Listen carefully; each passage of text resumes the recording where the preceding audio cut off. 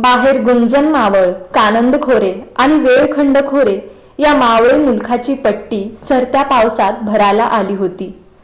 गुंजवणी आणि कानंदी नद्यांच्या लाल पात्रांची बोटे सौभाग्य लेणे म्हणून तिने मळवटावर भरली होती.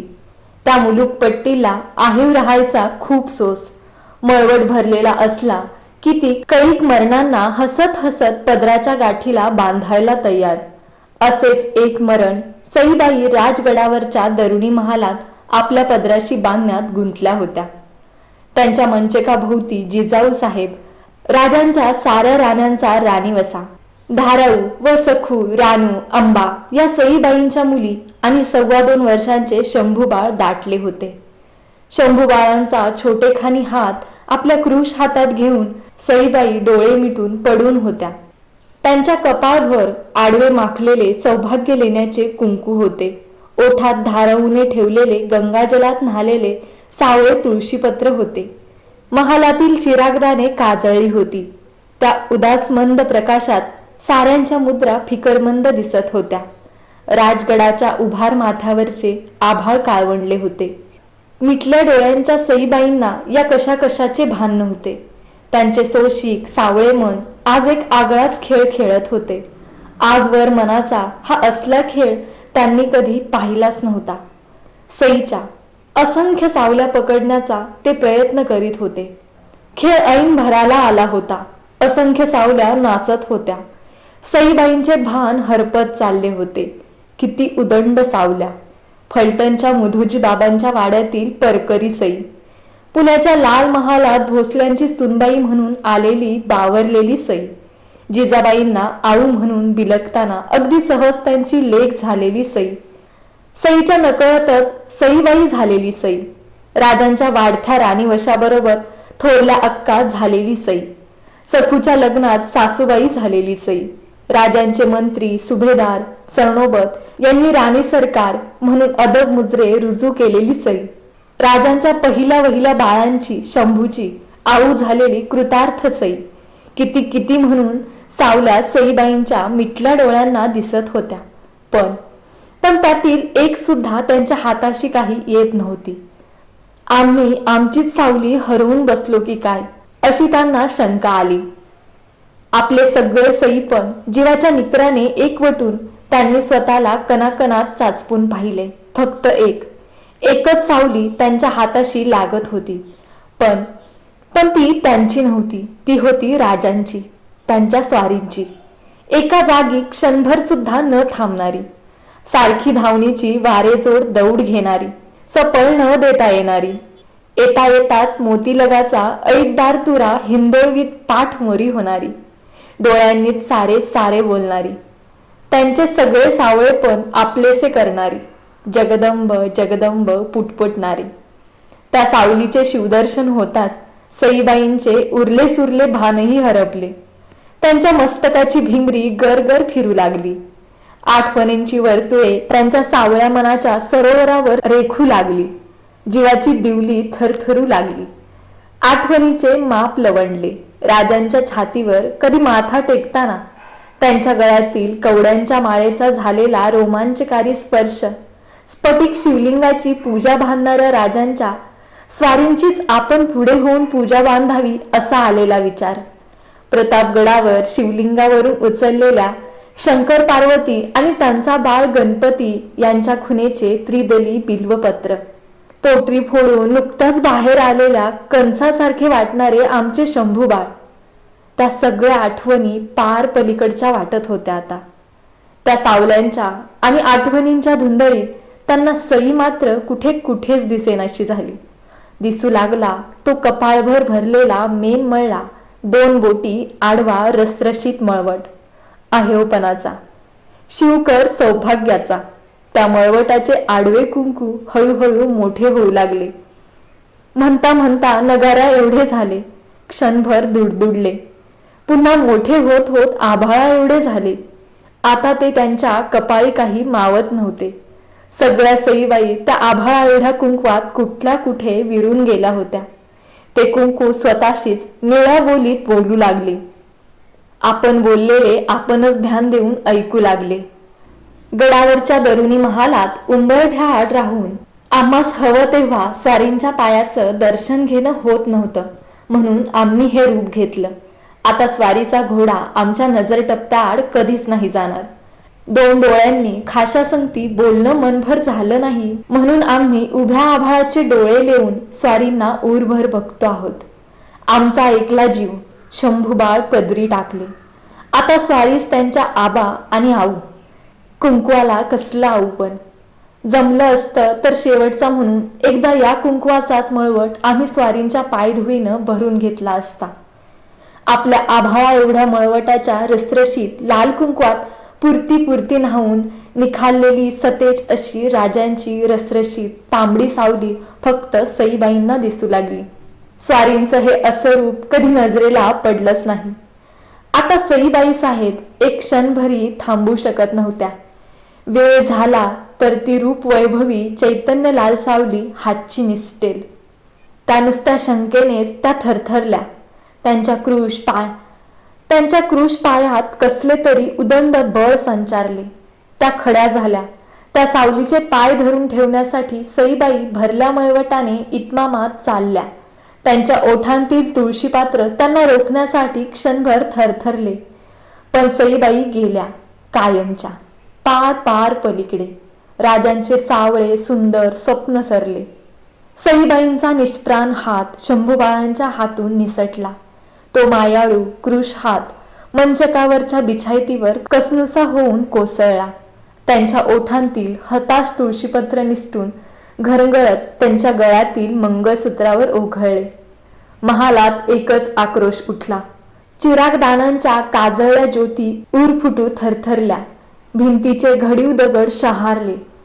आऊ आऊ म्हणून भेद्रट हाक घालीत शंभूबाळांनी सईबाईंचा पडला हात उचलून गदगद हलवला.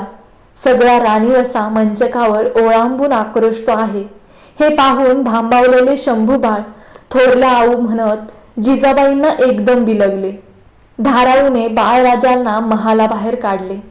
सरत्या पावसाला शिवाजीराजांचा भावगड ढासळला. एक मनाजोगा जमलेला मनसोबा वाहून गेला. मळवट भरल्या सईबाई ना परतीच्या मोहिमेला निघून गेल्या. सईबाईंनी राजगडावर देह ठेवला ही खबर ऐकताच पापण्या मिटून जगदंब जगदंब म्हणत अपार वेदनेने राजांनी छातीवर हात ठेवला. टाकोटाक ते प्रतापगडावरून राजगडी आले. त्यांच्या थोरल्या राणीच्या पेटत्या चितेबरोबर त्यांच्या एका सावळ्या भाऊक मनसुब्याची चिता जळत होती. सईबाईंच्या कैक रूपांच्या ज्वाला फरफरत होत्या. फर्जत शिवाजीराजे भोसले त्यांच्या दाहाने होरपुळून निघत होते.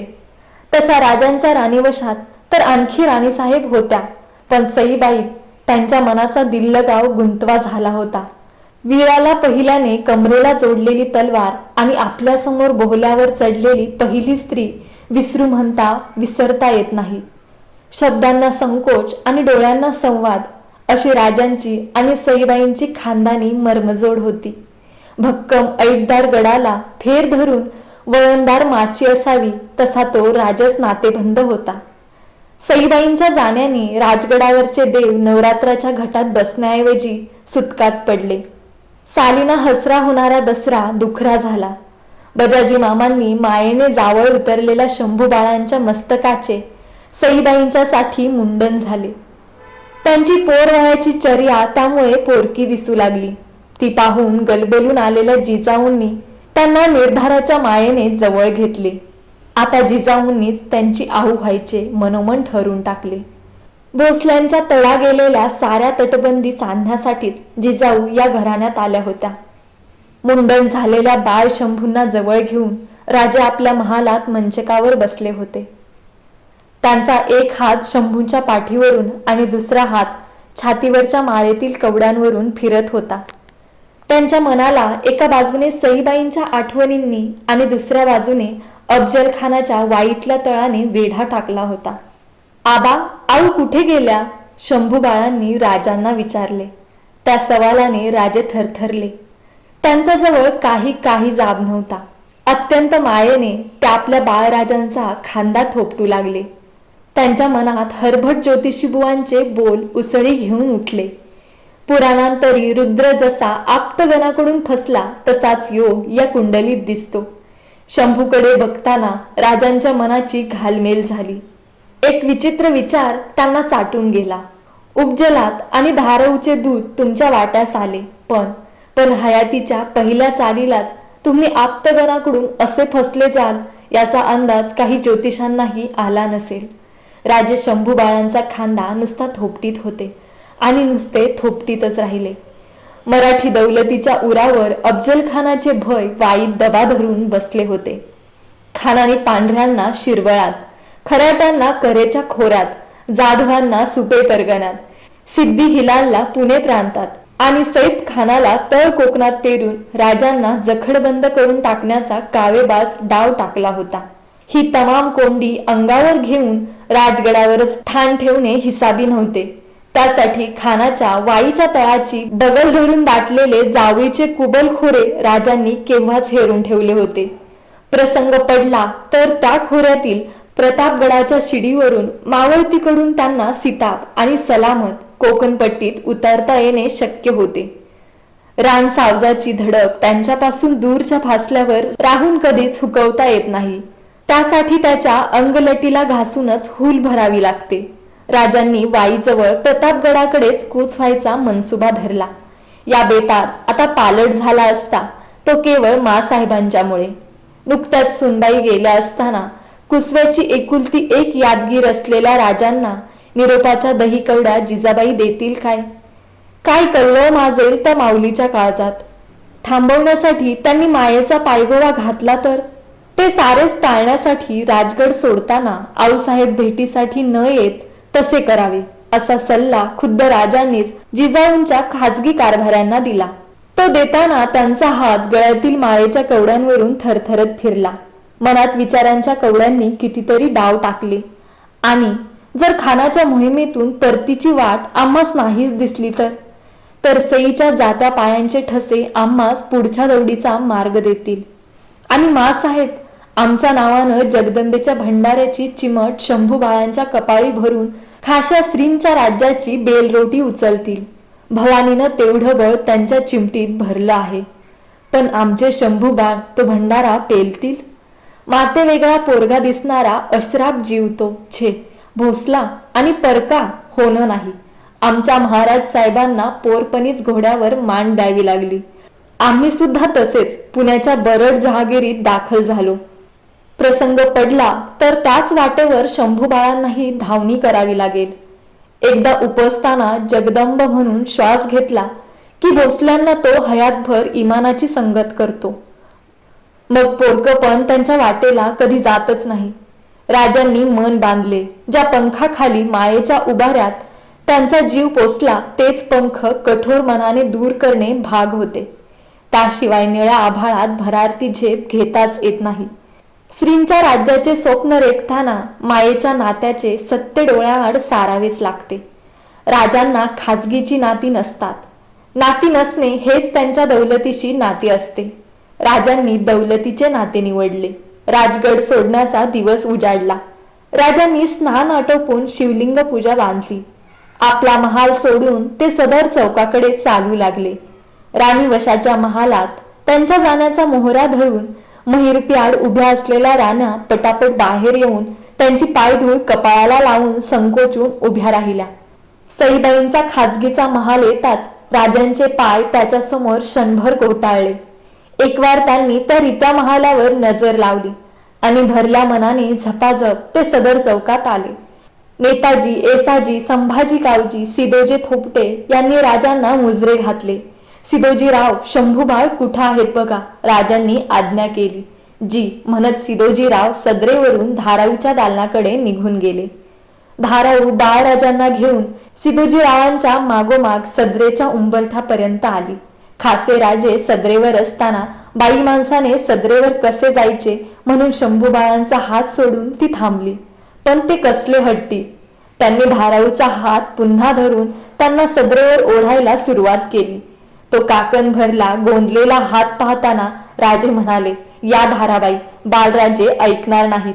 जी म्हणत धाराऊ सदरेवर आली. शंभूबाळांनी पुढे येत राजांच्या पायांवर मस्तक ठेवले. त्यांच्या मुंडन केलेल्या मस्तकावरचा लहाना जिरेटोप घट्ट बसला होता. त्यावर एक हात ठेवून राजांनी त्यांना दुसऱ्या हाताने हळूवार वर उठवले. त्यांची हनुवटी तर्जनीने वर उचलून वाकून राजांनी त्यांच्या कपाळावरच्या शिवगंधावर आपले ओठ क्षणभर टेकवले. त्यांचे छोटे खांदे थोपटीत घोगरा आवाजात राजे बोलले, बाळ शंभू, माँसाहेबांना मुजरा करून आलात? जी आबा, तुम्ही गड उतरलात की आम्ही आभाळात जाणार. शंभू बाळांनी हात उंच करून आभाळ दाखवले. ते कशाला? आमच्या आऊसाहेबांना मुजरा करायला. थोरल्या माँसाहेब म्हणतात त्या वर गेल्यात. शंभू बाळांच्या बोलांनी सारी सदर चरकली. राजांचे डोळे सदरेच्या बगलेला असलेल्या जिजाऊंच्या महालावर जडले. उरात कल्लोळ माजला. धाराऊ शंभू बाळांना घ्या. निर्धाराने राजांनी बाळराजांना तोडून धाराऊच्या हाती दिले. चला मंडळी म्हणत राजे सदर चौकाबाहेर पडू लागले. निम्मी फरसबंदी ते चालून गेले असतील नसतील, तोच रणशिंगाच्या ललकारीसाठी मायेच्या जरबेने थपथपलेली साद सदरेच्या बाजूने त्यांच्या कानावर पडली. शिवबा, आमची घाटबेटी न घेता चाललात, आम्हास पाठमोरे झालात.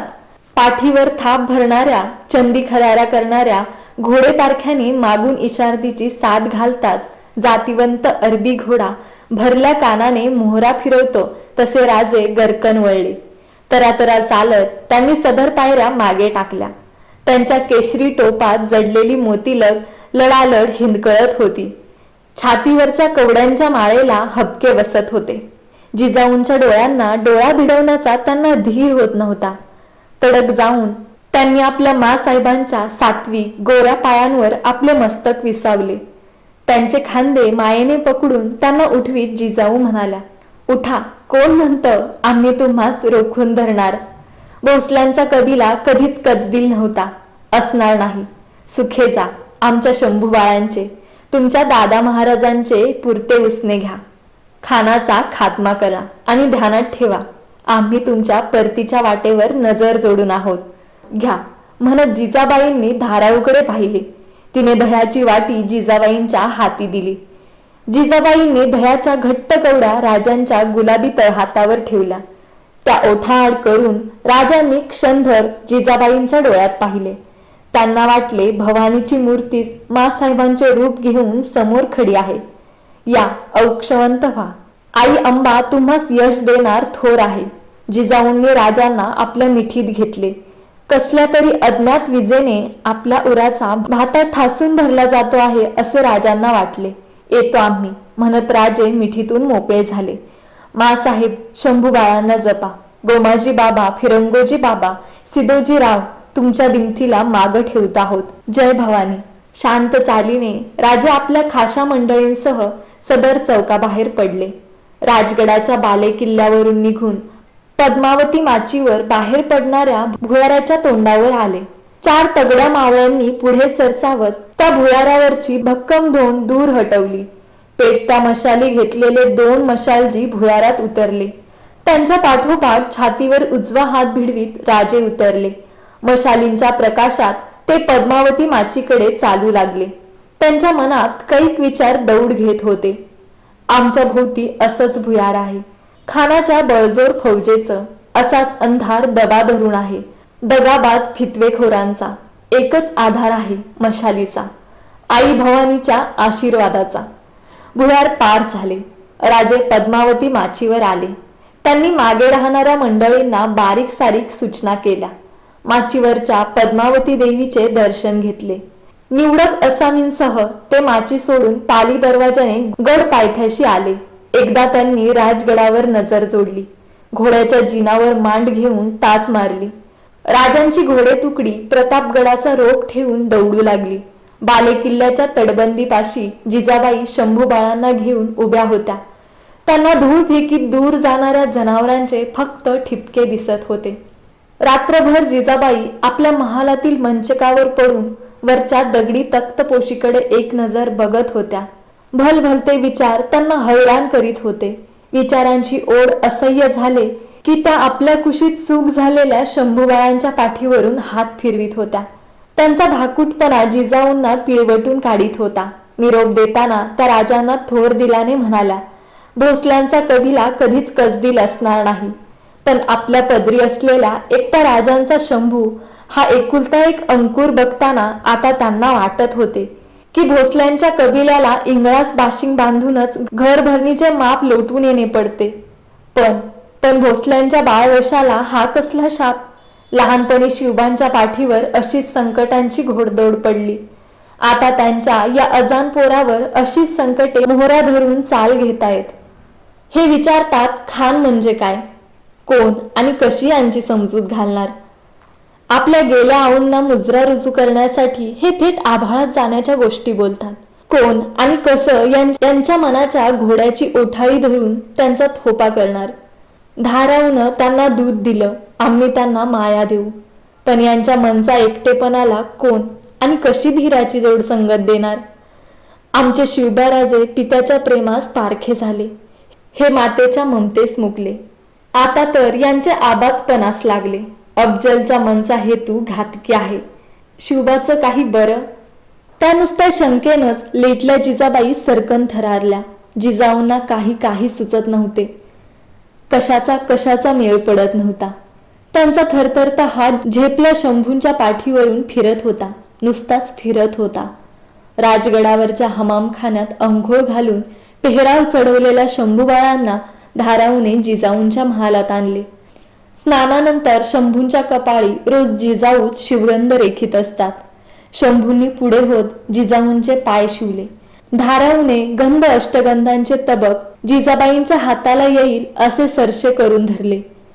जिजाऊंनी शंभूबाळांच्या कपाळावर आडव्या माटाचे शिवगंध रेखले. त्या तेवढ्या शिवगंधानेही मूळचे देखणे असलेले बाळराजांचे रूपडे अधिकच राजस गोमटे दिसू लागले. ते बघताना जिजाबाईंना राजांच्या उभट मुद्रेची आठवण झाली. त्या एकटक शंभूंच्या शिवगंध रेखल्या कपाळाकडे बघू लागल्या. हे असेच शिवगंध त्या शिवबाराजांच्या बाळपणी त्यांच्या कपाळी रेखीत आल्या होत्या. शंभूंच्या नितळ कपाळाकडे बघताना एक विचार त्यांच्या मनात डोकावला. गंध रेखले की शिवबाराजांची आणि शंभू बाळांची मुद्रा शिवलिंगासारखी दिसते. पण शिवलिंगावर सततचा जलाभिषेक होणे पडते. आई अंबे, तुझ्या कृपेचा जलाभिषेक माझ्या या शिवलिंगाच्या मस्तकावरून क्षणभर सुद्धा ढळवू नकोस. तार आम्हा साऱ्यांना या बाक्या संकटातून तार. जिजाऊंनी शंभूबाळांना उचलून आपल्या मांडीवर घेतले. त्यांच्या मांडीवर शंभू होते. डोळ्यांसमोर प्रतापगड होता आणि मनात होती राजांची मुद्रा आणि चिंता. राजांनी पाठवलेला निकराचा थैलीस्वार राजगडावर आला. जिजाऊंचे खाजगीचे कारभारी खलित्याचा मजकूर वाचून दाखवू लागले. अखंड सौभाग्यवंडित मातुश्री आऊसाहेब प्रति त्रिकाल चरणी मस्तक ठेवून शिवबाराजे यांचे दंडवत. उपरिविसेस खान फौजे समेत कोयना खोरीत पारावर तळ धरून आहे. उदय खानासभे भेटीचा प्रसंग पडला आहे. आम्हास आशीर्वाद द्यावा, शंभू बाळांना जपावे. जिजाबाई जगदंब पुटपुटल्या. शंभूबाळांचा हात हाती धरून गडाच्या तटबंदीवर आला. प्रतापगडच्या रोखाने नजर जोडून त्या वेड्यासारख्या पाहू लागल्या. त्यांचे मन सुन्न झाले होते. त्या काहीच बोलत नाहीत म्हणून बाळराजांनीच त्यांना विचारले, आबा खानाच्या भेटीला गेलेत, मग ते त्याला घेऊनच का नाही येत इकडे? जिजाबाईंनी चमकून शंभूकडे पाहिले. साखर पडो तुमच्या तोंडात म्हणत जिजाबाई तटबंदीवरून महालाकडे परतल्या. मावळतीला कलतीला लागलेल्या सूर्याने आभाळाचा पोटला फोडला होता. क्षितिजकडा लाल लाल झाली होती. प्रतापगडाच्या पायथ्याशी जनीच्या टेंभ्यावर खानाच्या भेटीसाठी ऐस पैस शामियाना अण्णाजी मलकऱ्यांनी उभा केला होता. षष्टीच्या रात्री खान भेटीचा खल करण्यासाठी निवडक असामींसह राजांचे खलबत बसले. नेताजी पालकर, कान्होजी जेधे, मोरोपंत पिंगळे, येसाजी कंग, बालाजी भोसले, बाळाजी सिलिमकर, पंताजी गोपीनाथ अशा असामींनी राजांच्या भोवती बैठकीचा फेर धरला. राजांचे मळवट भंडाऱ्याने भरले होते. निर्धाराच्या सावध घोगऱ्या आवाजात राजांनी खलबताला तोंड फोडले. उदय खानाने भेटीसाठी आम्ही तिसऱ्या प्रहरी गड उतरणार आहोत. खानाच्या मनी आम्हास जीवे मारावे ऐसे कपट दबा धरून बैसले आहे. या समयी समस्तांनी एक दिलाने हिम्मत बांधली तर कुल फौजेसह खान बुडतोच आहे. आम्ही नेमून देतो आहोत ती कामगिरी अवघे कान देऊन चित्ती धरा. कारी कुसूर करू नका. मोरोपंत, तुमच्या पायदळानिशी तुम्ही पार घाटात किन्नेश्वराच्या खोऱ्यावर डोळ्यात तेल ठेवून दब्यानं बसा. कान्होजी बाबा, तुमच्या बांधलांचा जमाव आणि पासलकरांचे कोटबंद धारकरी देऊन तुम्ही अण्णाजी दत्तो समवेत खान येतो त्या वाटेभोवती चोरीने जागा धरा. बाळाजी आणि हैबतराव, तुमचा हत्यारबंद मावळा खानाच्या पाराजवळच्या तळाला घेऊन रातोरात गर्दाव्यात पेरा. बाबाजी राजे, तुमचा पावलोक वाळी जावळीच्या बगलेस खानाच्या फौजेच्या पिछाडीला परतीच्या वाटा रोखण्यासाठी जागता ठेवा. नेताजीराव, तुमची खूर चला गोडधळ कुडसराच्या पठारावर जिन तयार ठेवा. खानाचा वाईट ठाण झालेला चंदावलीच्या कुमकेचा तळ तुम्हास बुडवणे आहे. तानाजी, कृष्णाजी कंक, तुम्ही निवडक चखोट पटेकरी संगती घेऊन भेटीच्या शामियानाजवळच्या दरडीला धरून खणलेल्या चरात उतरा. संभाजी कावजी, जीव महाला, कोंडाजी आणि एसाजी काका, संभाजी करवर, काताजी इंगळे, विसाजी मुरुमकर, सुराजी काटके, सिद्धी इब्राहिम आणि कृष्णाजी गायकवाड हे 10 धारकरी आमच्या संगती गड उतरतील. जगदंबेच्या आशीर्वादे आम्ही खानास जीवे घेतला तर तटमाचीवर इशारतीसाठी तोफांच्या भांड्यांचे 3 बार होतील. कमनशिबाने आम्हास दगा झालाच तर इशारतीची 5 भांडी वाजतील. आम्ही सलामत आलो ना आलो तरी साऱ्यांनी हिंमत धरून कोयनाखोरीच्या कैचीत फसलेला खान कुल फौजेसह बुडवावा. एक आम्ही कुचराई करेल, शकंदेश मनी धरेल, त्यास मळवटीच्या जगदंबेच्या भंडाऱ्याची आण. एक आम्ही जातो म्हणून दिल टाकू नका. हे श्रींचे देवधर्माचे राज्य उभे करणे आहे. त्यासाठी प्रसंग पडला तर कैक शिवाजीराजे खर्ची घालावे लागतील. आम्ही सलामत आलो नाहीच तर आमच्या शंभूबाळांना सामोरे घाला. आमच्या ठाई त्यांना समजून नेताजीरावांच्या पोक्त मसलतीने अवघे मिळून श्रींच्या राज्यासाठी कष्ट करा. आशीर्वादासाठी मासाहेबांचे हातबळ तुमच्या पाठीशी आहेच. जिजाऊंच्या आणि शंभूबाळांच्या आठवणीने राजांचा आवाज घोगरा झाला. काळीज भरून आले. प्रतापगडावरचे खलबत उठले. टेंभ्यांच्या मंद प्रकाशात राजांनी साऱ्यांची गळाभेट घेतली. नेताजीरावांनी पुढे होत खलबतखान्याच्या आतून तोंडावरच्या दगडी धोंडेवर कमरेच्या तलवारीच्या मुठीने 3 ठोके दिले.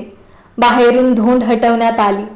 राजांनी मुजरे करून सारे जोडून ठेवलेल्या कामगिरीचा विचार करीत गड उतरू लागले. त्यांना धीर द्यायला कपाळावर फक्त भवानीचा भंडारा होता. आभाळातील षष्टीची चंद्रकोर पांढऱ्या भुरक्या ढगांनी पार पार झाकळून टाकली होती. राजे आपल्या खाजगीच्या महालात आले. तपकात टोप उतरून ते मंचकावरच्या बिछायतीवर आडवे झाले. शंका कुशंकांनी त्यांच्या मनात फेर धरला. खरोखरच खानानं या भेटीत काही दगा केला तर आमच्या या नवराज्याचं काय होईल? मासाहेबांची कोण स्थिती होईल? आणि शंभूबाळ आपल्या आऊंना मुजरा करण्यासाठी आभाळाची दौड घेण्याची भाषा करणारा तो पोर आमच्यासाठी आऊसाहेबांना हैराण हैराण करील. आमचा ठाव ठिकाणा धुंडण्यासाठी एकटाच गड उतरील. बाळ शंभू, खरंच खरंच तुम्ही आप्तगणांकडून फसले जाण्यासाठीच तर नाही आलात. बाळराजांच्या आठवणीने राजांच्या डोळ्यासमोर सईबाईंची सावळी मुद्रा उभी ठाकली.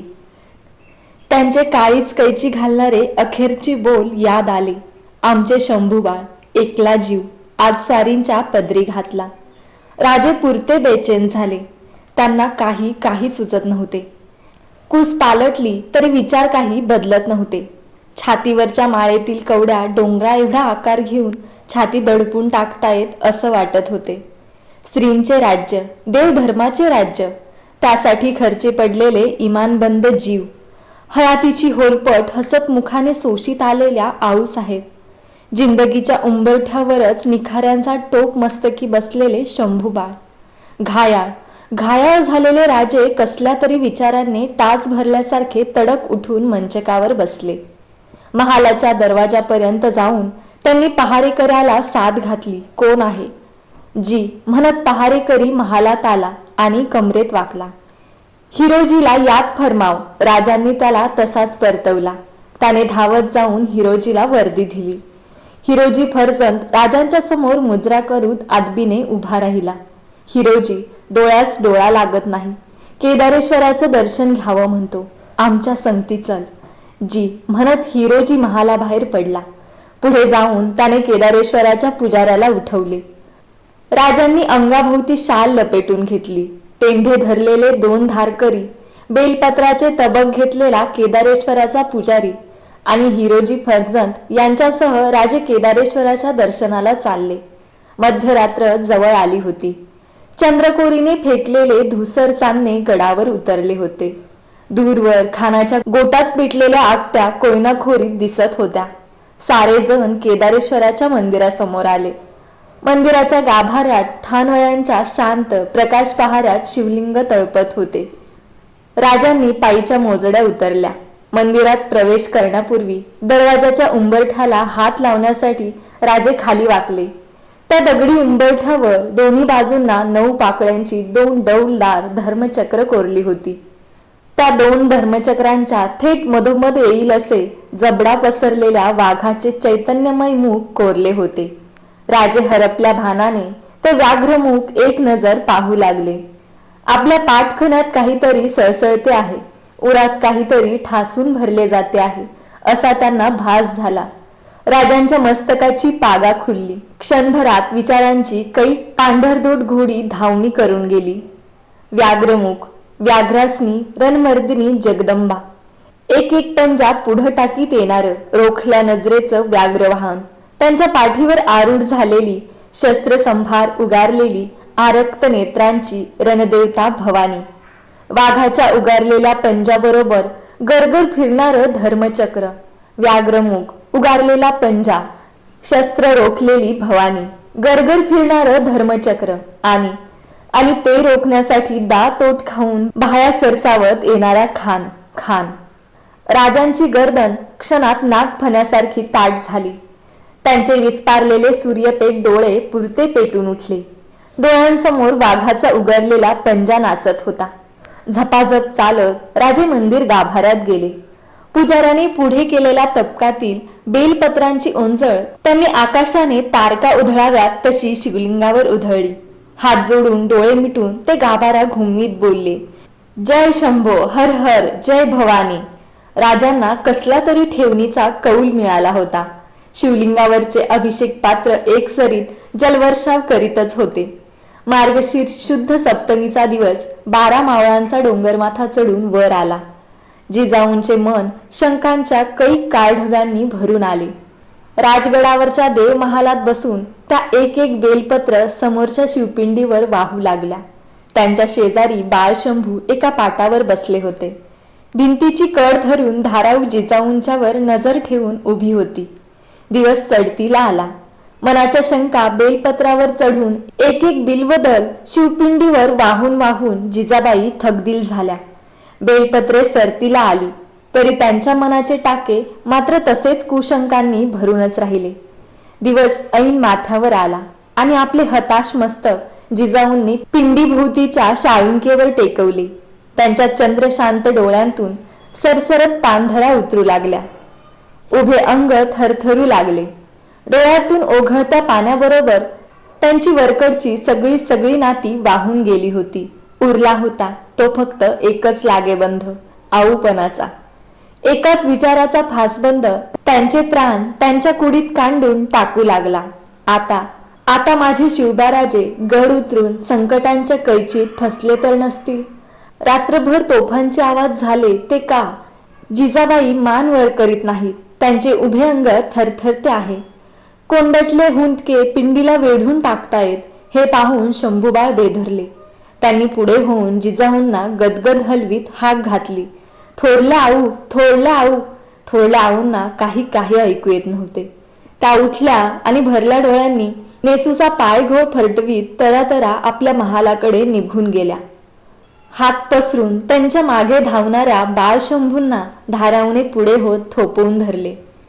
त्यांना संगती घेऊन ते आपल्या दालनाकडे निघून गेली. जिजाऊंनी आपल्या महालाचा दरवाजा आतून आडबंद घालून बंद केला. त्या पुरत्या एकट्या झाल्या. धाराऊच्या दालनात शंभूबाळ साप गोंधळून गेले. रात्रीचा पहिला प्रहर संपला आणि गडाच्या मिटलेल्या पाली दरवाजाजवळ एक फकीर आला. त्याने बाहेर दरवाजावर तळहाताची 3 वेळा थाप भरली.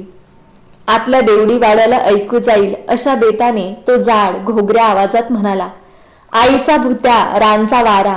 तो परवलीचा बोल होता. देवडीवाल्याने तो बोल कान देऊन ऐकला आणि दरवाजाची दिंडी खुली गेली. फकीर घाईने आत घुसला. तरातरा चालत तो पद्मावती माचीवर आला. शिदोजी थोपट्यांनी फकीराला ओळखले. तो होता हुन्नरवाज खबरगीर विश्वास नानाजी मुसेखोरेकर. सिदोजी आणि विश्वास राजगडाच्या बालेकिल्ल्यावर आले. सिदोजींनी जिजाऊंना आपण येत असल्याची वर्दी दिली. जिजाऊ आपल्या महालात शंभूबाळांना शेजारी घेऊन बसल्या होत्या. दिवसभराच्या चिंता तापाने त्यांचा चेहरा ओढला होता. चिरागदानांच्या प्रकाशात तो विचित्र दिसत होता. सिदोजी आणि विश्वास जिजाऊच्या महालात गेले. एका फकीराला सिदोजी संगती पाहून जिजाऊ थरकल्या. त्या मंचकावरून तडक उठल्या. सिदोजीने व विश्वासने त्यांना अदब मुजरे केले. जिजाऊ क्षणभर गोंधळल्या. दुसऱ्याच क्षणी त्यांनी विश्वासला ओळखले. भीतीने थरथरत त्या खचल्या आवाजात कसे बसे म्हणाल्या, विश्वास. मुजऱ्यासाठी वाकलेला विश्वास ताठ खडा झाला. दूर धावणी घेऊन आलेल्या विश्वासच्या उसळत्या तोंडातून माऊळी रांगडे बोल उसळले. मासाप तोंड गोड करा. जगदंबेनं तारलं समदासने. राजांनी चलाखीनं खान सफे फोडला. वाघनख्या चालून धन्यांनी खानाचा पोटला बाहेर काढला. संभाजी काळजीनं खानाचं गर्दन तेगीच्या एका फटक्यात धडागून केलं. खानाचं गर्दन प्रतापगडाच्या सदरवर हाय. धडजणीच्या टेंब्यावर गडाच्या पायथ्याला धूळ खात पडले. खानाचा पारावरचा 12,000चा तळ जेधी सिलिमकर भोसले पासलकरांनी येरगटून टाकलाय. हातोहातीच्या हत्ताळ चालीला जावळी खोऱ्यात तोंड फुटले. सरलस्करांची घोडी वाईच्या रोखानं दौड घेत गेल्यात. खान समद्या जमेतीनिशी पार बुडाला. आपली फते झाली. विश्वासचे बोल ऐकताना जिजाबाईंच्या डोळ्यातून सरसर आनंदाचे अश्रू ओघळू लागले. मागे ओढून शंभूंच्या कानशिलाजवळ हाताची बोटे नेत ती जिजाऊंनी आपल्या कानशिलाजवळ आणून मोडली. शंभूंना उचलून घेत त्या विश्वासला म्हणाल्या, विश्वास, सदरेवर चल. तुझ्या या खबरीची कदर आम्ही करणार आहोत. उचलून घेतलेल्या बाळराजांना जिजाबाई न राहून म्हणाल्या, खान म्हणजे काय म्हणून विचारता? जो सर्वांना खायला टपलेला असतो, पण ज्याला कुणीतरी त्याच्या सर्वांसह खाऊन टाकतो, त्याला खान म्हणतात बाळराजे. बाळ शंभूंना ते काही उमगले नाही. प्रतापगडावरून जीव महाला राजगडावर आला. वाकाच्या शिंकाळ्यात घातलेले थिजल्या काळपट रक्त ओघळांचे खानाचे शिर त्याने आपल्या संगती गडावर आणले होते. जिजाऊंनी नजरेखाली घालावे म्हणून जीवने तो एका तबकात ठेवून ते तबक सरपोसाने झाकून टाकले. एका चौरंगावर ते तबक ठेवून तो चौरंग राज सदरेच्या फरसबंदीवर मांडण्यात आला. गडावरचा सारा मावळ खान बघण्यासाठी बालेकिल्ल्याच्या सदरेवर लोटला होता. डाव्या हाती शंभूंचा हात धरून जिजाबाई सदर दाखल झाल्या. साऱ्यांनी मुजरे झाडले. जिजाबाई शंभूंसह सदर बैठकीवर बसत म्हणाल्या, जीवा, दूरची धावणी घेतलीस, काही खाल्लंस? नाही मासाब, पोट भरलंय माझं, म्हणत जीवाने चौरंगावरच्या तबकाचा सरपोस दूर सारला. कमरेत वाकून जीवा बोलला, ही भेट धन्यानी मासाहेबांच्या रुजवातीला धाडली. खानाचे रक्त ओघळात गोठलेले, डोळ्यांच्या कवडा अर्धवट उघड्या टाकलेले, वासलेले शिर बघताच कपाळावरचे आडवे कुंकू ताणीत जिजाबाई बैठकीवरून तडक उठल्या. त्यांच्या नाकपुड्या विस्पारल्या गेल्या. श्वास चढा झाला. ओठ क्षणभर थरथरले. अफजल खान जसं पेरावं तसंच उगवतं. त्यांच्या ओठातून थरथरते बोल निसटले. याच खानाने गेली कैक वर्ष जिजाऊंच्या काळजाला मरण भयाच्या जळवा जोडून दिल्या होत्या. क्षणभरातच जिजाऊंनी आपला संताप सावरला. पुन्हा बैठकीवर बसत त्यांनी आज्ञा केली, सिदोजीराव, हे शिर पिंजऱ्यात घालून गडाच्या पाली दरवाजावरच्या कोनाड्यात ठेवा. 18 कारखान्यांचे लोक त्यांचे दर्शन घेतील. त्याची पूजा करून इत्मानानं त्याचं दफन करा. गनिम संपला, गनिमी संपली. जिजाबाईंच्या तर्फेला बसलेले शंभूबाळ डोळे ताणून केव्हाचे खानाच्या शिराकडे एकटक बघत होते.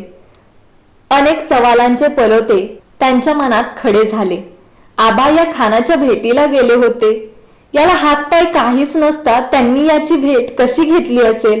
थोरल्या आऊ म्हणाल्या, जो दुसऱ्यास खायला टपतो पण ज्याला कुणीच खात नसतो तो खान.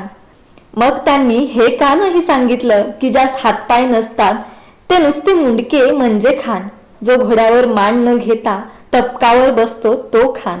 शेवटी न राहून बाळराजांनी जिजाबाईंना विचारलेच. धाराऊ म्हणत होती खान मोठा आहे, तर मग हा एवढाच कसा? त्यांच्या अचानक सवालाने सारी सदळ हसली. बाळराजे गोंधळून गेले. जिजाऊ त्यांचा खांदा थोपटीत शांतपणे म्हणाल्या, तुमच्या आबांनी जमला तेवढा खान आणला, तुम्ही याहून मोठा आणा. शंभूबाळांना ही तोड मात्र मनोमन मानवली. जिजाबाई आता राजांच्या परतीच्या वाटेवर नजर जोडून होत्या.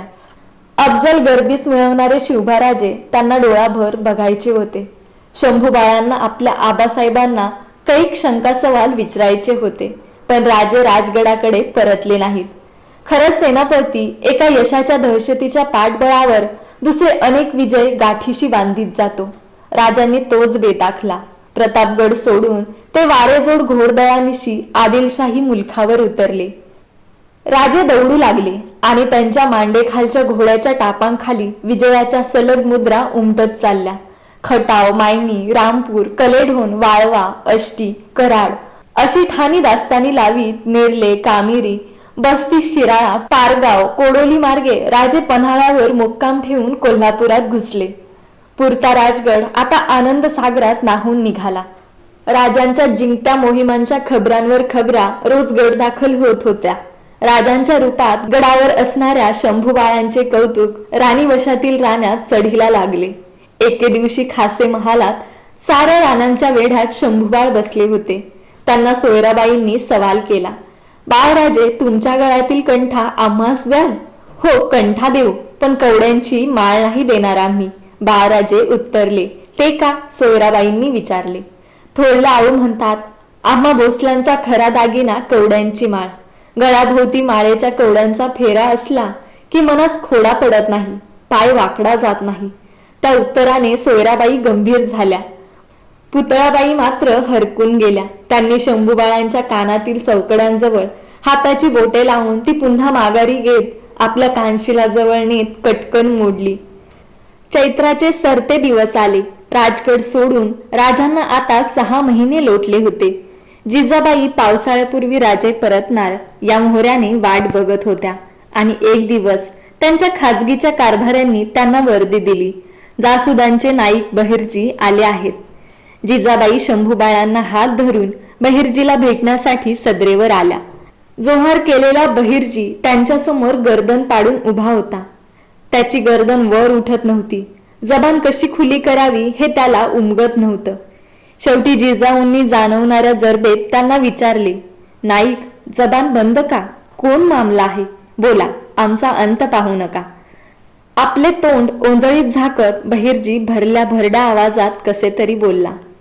घात झाला मासाब. हापशी जवळच्या वेड्यात महाराज पन्हाळगडावर फसलं.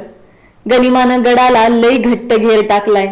नाईक, जिजाबाई कशा तरीच ओरडल्या. त्यांचे अंग न अंग ताठरले. त्यांच्या मातेच्या मनाला कितीतरी कुशंकांचा क्षणात वेढा पडला. नकळतच त्यांनी शेजारी बसलेल्या बाळराजांना जवळ बिलगते घेतले. त्यांचा थरथरता हात बाळराजांच्या पाठीवरून फिरू लागला. भिरभिरते मन पन्हाळगडाभोवती घिरट्या घेऊ लागले. काळजात कैक कड दाटून आले. किती मरणांना बगल देत आमच्या शिवबाराजांनी दौडावं. सुखाचा माग धरून किती संकट जिंदगीभर त्यांच्या माग हात धुवून लागावीत. राजे, राजे वेढ्यात तुम्हीच नाही तर आमचं सारं आऊ पण फसलंय. तुमच्या या शंभूबाळांचं फर्जंद पण वेढ्यात फसलंय. उभी मराठी दौलत वेढ्यात फसलीये. काय करावं? काहीच न बोलता जिजाबाई सदर बैठकीवरून उठल्या आणि शंभूबाळांचा हात धरून जडावल्या पावलांनी आपल्या खाजगीच्या महालाकडे निघून गेल्या.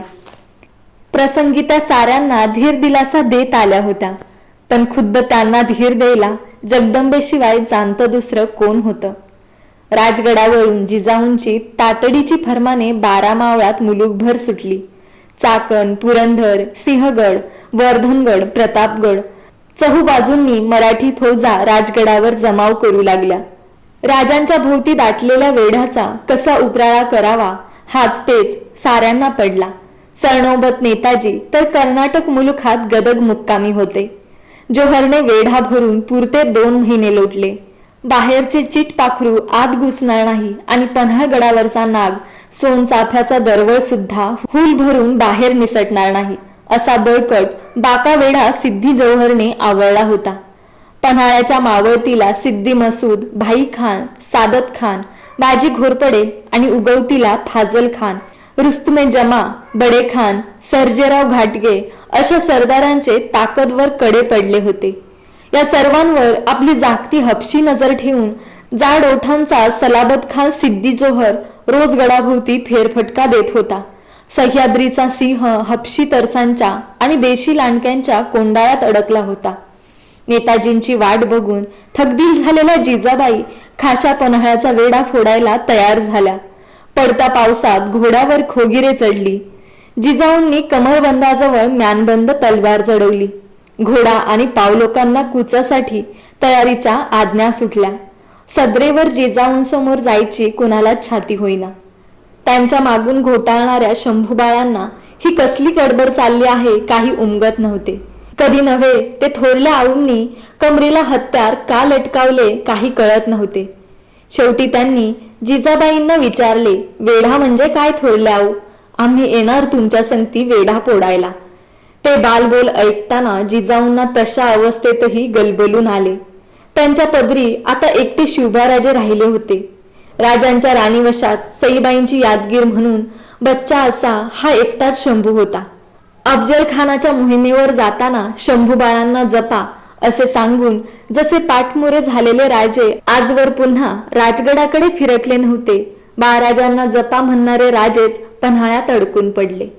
त्यांचा हा अजानपोर विचारतो आहे, वेढा म्हणजे काय थोरल्या आऊ? दोन्ही हातांचा वेढा घालून शंभूबाळांना जवळ घ्यावे आणि ज्यामुळे चालत्या गाड्याला खीळ बसते आणि मागे राहिलेल्या आमच्यासारख्या कबिल्याच्या काळजाला पीळ पडतो त्याला वेढा म्हणतात बाळराजे, असं जिजाऊंना म्हणावेसे वाटले. पण त्यांनी आपल्या नातवाला काही सांगितले नाही. बाळराजांच्याकडे बघताना मात्र जिजाबाईंना हरभट ज्योतिषांच्या भाकीत बोलांची याद झाली. आप्तघरांकडून फसला जाण्याचा योग दिसतो या कुंडलीत. आणि उगाच जिजाबाईंना वाटले, आता आपण गड उतरलो की तुम्हाला फसवणाऱ्या सर्वात मोठ्या आप्तांपैकी आम्ही एक होऊ. आता जिजाऊ कुणालाच काही सांगू शकत नव्हत्या. समय सांगण्याचा नव्हता, सरसावण्याचा होता. वेळ घोळ घालण्यापेक्षा मेळ घालण्याची होती. भोसल्यांचा कबिला कधीच कसदिल असणार नाही हे सिद्ध करायला मासाहेब तयार झाल्या.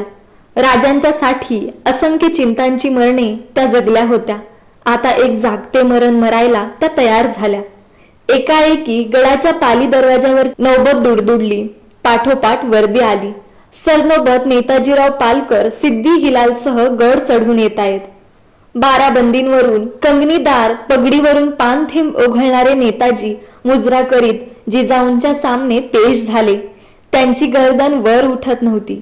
या सरलष्कर राजांच्या भोवतीचा वेढा पोडण्यासाठी आम्ही खाशा गड उतरणार आहोत. संगती कुमकेला आमच्या शंभूबाळ घेणार आहोत. त्यापूर्वी तुमचीच वाट आम्ही बघतो आहोत. तेवढं कमरेचं हत्यार उतरून आमच्या हाती द्या. मराठ्यांच्या सरलष्करांच्या हातातील हत्यारात हत्तीचं बळ असतं असं आम्ही ऐकून आहोत. आमचे शिवबाराजे सोडवायला आम्हास ते उपयोगी पडेल. कड भरल्या अवस्थेत जिजाबाई नेताजींना लगेल असे बोलल्या. भिजल्या अंगाचे भरल्या डोळ्यांचे नेताजी त्याने थरारले. घोबळ्या सादात म्हणाले, मासाब गडलोट करा पण असं तोडू नका. हत्यार तुमच्या हाती द्या. आम्ही काय मेल्या माऊलीचं दूध नाही प्यालो. वेढा पडला म्हणून इमाम नाही पडत. राज सोडू मगच पाय धूळ घ्या येऊ. येतो आम्ही. जिजाऊंना आणि बाळराजांना मुजरा करून नेताजी वळले. त्यांना पाठमोरे बघताना आपण फारच तोडून बोललो हे जाणून जिजाऊ नेहमीच्या अवबोलीत म्हणाल्या, सर लष्कर दमछाकीचा मुक्काम 2 दिवस घेऊन तवाने व्हा. मग जे करणं असेल ते करा. जे करणे शक्य होते ते सारे नेताजींनी कडव्या इमानानं केलं. सिद्धी हिलाल संगती घेऊन ते बडत्या पावसात वेढ्याचा उपराळा करावा म्हणून पन्हाळगडच्या पायथ्याला जाऊन भिडले. पण सावध हपशांनी उपराळ्याचा छापा मोडून काढला. सिद्धी हिलाल कैद झाला. नेताजी पन्हाळ्याच्या पायथ्यापासून माघारा फिरले. पाऊस पडतच होता. मावळी मने भिजत होती. मराठी मुलूक भिजत होता. उदंड दलदल ताटत होती. आता जिजाऊंचा, राजांचा, राज्याचा आणि शंभूबाळांचा साऱ्यांचा भार फक्त जगदंबेवर होता. ती जगाची अंबा संकटांना थांबा म्हणण्याचे सामर्थ्य फक्त तिच्यातच होते. माणसे तिच्या हातातले नुसते पोत होते. जिजाबाई राजगडावरून एकच करू शकत होत्या, शास्ता खान सिद्दी जोहरला मिळणार नाही यावर नजर ठेवण्याचे काम. त्यासाठी त्यांनी चाकणचे जुने जाणते किल्लेदार फिरंगोजी नरसाळा यांना बोलावून धाडवले. फिरंगोजी राजगडावर आले. मासाहेब त्यांना निकराच्या धीराने बोलल्या, फिरंगोजी बाबा, आमच्या तर इंगळास विळंबे लागले. कोणती खबर येईल आणि कानात तापल्या शिसाचा रस ओतून जाईल सांगता येत नाही. तुम्ही जुने कदीम किल्लेदार, चाकणला राहून तुम्ही शास्ता खानास आपल्या अंगावर घ्या. तसं झालं तर त्याचा मोहरा राजगडाकडं पन्हाळगडाकडं वळणार नाही. बोला, तुम्हास काय वाटतं? मासाब, लय सल्पी कामदारी नेमून दिलीसा. मला वाटलं पन्हाळ्याचा खोडा उखडायचा हाय, यलगाराचा मनसुबा असल. फिरंगोजी मनचे बोलले, नाही किल्लेदार, आता पन्हाळ्यावर चाल घेणं म्हणजे हकना खातची माणसं गमावून बसणं. आम्हास ते नाही रुचत. जिजाऊंनी फिरंगोजींची समजूत काढली. मासाहेबांचा निरोप घेऊन फिरंगोजी चाकणला जायला निघाले. त्यांना शंभूबाळांच्या लळ्याचा लगाव होता. राजे नव्हते म्हणून मुजरा धाकलं राज म्हणत फिरंगोजींनी शंभूबाळांना मुजरा घातला. धावत जवळ येऊन फिरंगोजींच्या मांडेभोवती आपल्या हातांचा फेर टाकीत बाळराजे वर बघत म्हणाले, आम्ही तुम्हाला वेढा भरणार फिरंगोजी बाबा, नाहीतर घेऊन चला आम्हास चाकणला. त्यांचे मांडीभोवती वेढलेले हात अल्लादीने सोडवीत गंभीर झालेले फिरंगोजी स्वतःशीच बोलल्यागत बोलले, तुम्हावानी लहानपण संभ्यासनीच लाभलं असतं, लई बेस झालं असतं धाकलं धनी. जिजाबाईंच्या मनचे सारे थोरपण आता ढासळू लागले. जोहरच्या वेढ्याला पुरते 4.25 महिने लोटले होते. राजांनी राजगडाला पाठमोरे होऊन आता बक्कळ 11 महिने मागे हटले होते. उभ्या गडावर चिंतेचा विचित्र ताण पसरला. जिजाऊंनी साऱ्यांशीच बोलणे टाकले. गडावर कोसळणाऱ्या पाऊस लोटाकडे स्वतःला हरवून बघताना त्यांना वाटू लागले की सारं आभाळ उरी फुटावं, हत्ती सोंडेनं पानधारा धोधो कोसळाव्यात. राजांची काही बरी वाईट खबर कानांवर पडण्यापेक्षा हा उभा राजगड पाणलोटात विरघळून जावा. पण शंभूबाळांना समोर बघताना त्यांचेही विचार कुठल्या कुठे धावणी घेत निघून जात होते. धाराऊने जिजाबाईंच्या देवमहालात पूजेचा सरंजाम नेहमीच्या तबकात मांडून ते देवाऱ्यासमोरच्या पाटावर ठेवले. तिच्या शेजारी बाळराजे उभे होते. या देवमहालात आपले आबासाहेब कैक वेळा जिजाऊंच्या पायाचे दर्शन घ्यायला आलेले त्यांनी पाहिले होते. बरेच दिवस झाले आबासाहेब दिसत नाहीत. या विचाराने गोंधळलेल्या शंभूबाळांनी धाराऊला विचारले, धाराऊ, वेढा कसा असतो, कुठे राहतो? धाराऊने चमकून बाळराजांच्याकडे बघितले. मला काही ठाव नाही. असलं काही बाई नगा विचारू, धाराऊ कळवळून बोलली. पूजेचा सरंजाम बाईजवर लागला आहे की नाही याचा फेर तपास घेण्यासाठी तिने पाटावरच्या तबकाकडे बघितले. नैवेद्याच्या वाटीतील गुळ खडाला काळ्या मिट्ट मुंग्यांनी घेरून टाकलेले तिला दिसले. बाहेरच्या पावसाच्या पागोळ्यांनी हैराण झालेल्या मुंग्या देवमहालाच्या उभाऱ्याला आत आल्या होत्या. वाटीतील तो मुंग्यांनी घेर भरला गुळखडा बघताना धाराऊला कसे तरीच वाटले. पुढे होऊन हातांनी साऱ्या काळ्या मिट्ट मुंग्या वार करून तिने तो गुळखडा उचलला आणि दुसऱ्या वाटीत ठेवला. शंभूबाळांचे बोट धरून त्यांना मासाहेबांचे दिवस दर्शन करवण्यासाठी ती जिजाबाईंच्या खासे महालात आली. तेवढ्यात खबरगीर विश्वास नानाजी येताना दिसला. त्यांचा चेहरा उजळ दिसत होता. मुजरा रुजू करून छाती फुगून त्याने जबानीचा मावळी घोट खुला केला. मासाब, कलच्या पुनवच्या राती राजा जवळच्या वेडातनं सलामत निसटलं. विश्वास, राजे सलामत सुटले? सांग, सांग लवकर. सारा करीना सांग. कसे सुटले आमचे शिवबाराजे? कुठे आहेत? कधी येणार आमच्या सामने? सांग. जिजाबाई बैठकीवरून उठून विश्वासच्या समोर आल्या. त्यांचे डोळे थपथपले होते. विश्वास भरल्या उराने सांगू लागला, कलच्या पुनवच्या राती राजा पन्हाळगडाच्या राजदिंडीनं 600 बांदलांनीशी गड उतार झाले. बांदलांनी राजासनी एका पालखीत बसून विशाळगडाच्या रोखानं अंधारात धाव घेतली. तर गनिमाला राज निसटल्याचा सासूद लागला. जवळचा जावाई सिद्दी मसूद 1,500 घोडदळ घेऊन बांदलांच्या पाठलागावर पडला. रातभर चिखलराडीतनं झाडझाडोऱ्यातनं बांदलांनी खांदे बदलत राजांची पालखी 14 कोसांवर गजापूरच्या घोडखिंडीवर आणली. तवा भगाटलं होतं. खिंडीजवळ मसूदचं हबशी ऐन पिछाडीला आल्याला बघून हिरडस मावळच्या बाजीप्रभू देशपांड्यांनी शिबंदीच्या 2 फळ्या केल्या. एक राजांच्या संगत देऊन त्यासनी विशाळगडाच्या वाटेला लावलं.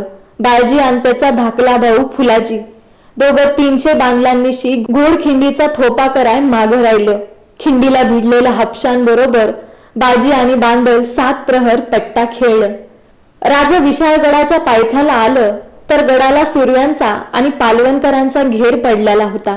राजांनी हर हर महादेव म्हणत तो घेर फोडून काढला. 2 वेडं फोडून राजा विशाळगडावर हाईत. उद्या इकडे येणार हाईत.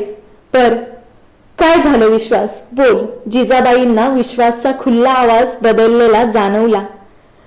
पर मासाब गोडखिंडीवर हपशांचा थोपा करताना सारं 300 बांदल आणि बाजी आणि त्यांचा धाकला भाऊ फुलाजी कामी आलं. उलट्या काळजाच्या हपशांनी साऱ्यांची प्रेत घोड्यांच्या टापाखाली चिखल्यात रगडत खिंड पार केली.